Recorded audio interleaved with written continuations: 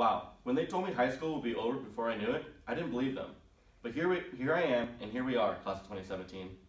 It's hard to believe the anxious young freshman who walked on campus 4 years ago, hovering toward the first recognizable faces identified within the massive crowd of terrifying human contact, the kid who had known only 2 other people on campus more than a few months, has become what I am today, has done what we are all here to celebrate today, our transition into adulthood.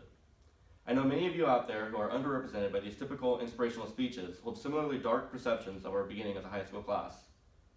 I'm not here to lie and tell you it's easy within this anxiety-filled world to go off to college and make new friends.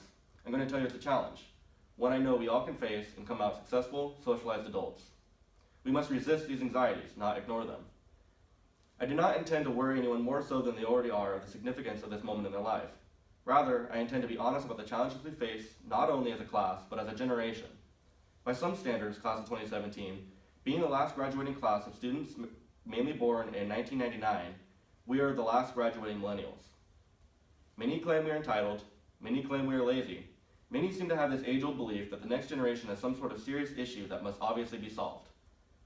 Millennials have been blamed with the destruction of entire markets, with the weakening of capitalism, and the daring rejection or resistance of materialistic traditions pushed on us, such as when Forbes hilariously noted in their article, "Why aren't millennials buying diamonds?" Well then, regardless, we are a pretty powerful generation, aren't we? Many of you here today hold this feeling of contempt toward our generation. I would ask not of you to stop considering the importance of teaching us to be less entitled and become the hardworking generation we can be, as the mentoring is necessary and greatly appreciated, for the wisdom of aging this world is invaluable.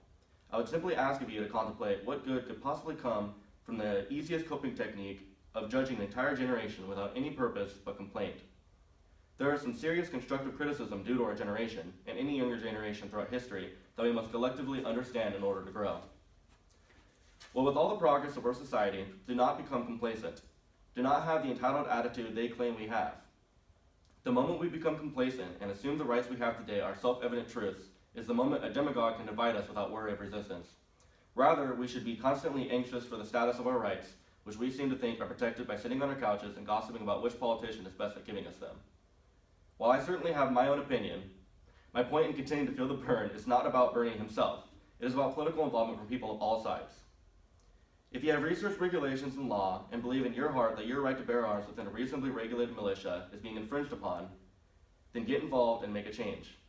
If you feel your right to free speech is being limited, resist. If you think the right to due process in the Establishment Clause is in question by laws targeting specific faiths, resist. My point in resistance is not about political ideology. It's about humanity and a patriotic dedication to protect the self-evident truths drawn out by our founding father and amended as our society has changed. Before I conclude, I want to express just how thankful I am for the support I've received on this campus and around the community of the Central Coast. Mr. Denno, early on we had our differences. I love Mrs. Johnson as our principal, as many here did, but sometimes resistance in some ways is unwarranted, and I believe I can speak for the majority of our class in saying we are proud of you for maintaining the warm and accepting spirit many Napomo students were worried would be lost. You coming into an upset student body sought out and resisting any means of spirit fading, I think has grown our community immensely. Thank you for taking on that role. Thank you also to the many mentors I have found who have helped me find solace, whether it be in Mrs. Blue's, Mrs. Kelly's, or Mrs. Black's classrooms. I couldn't have done this without your well-intentioned nagging.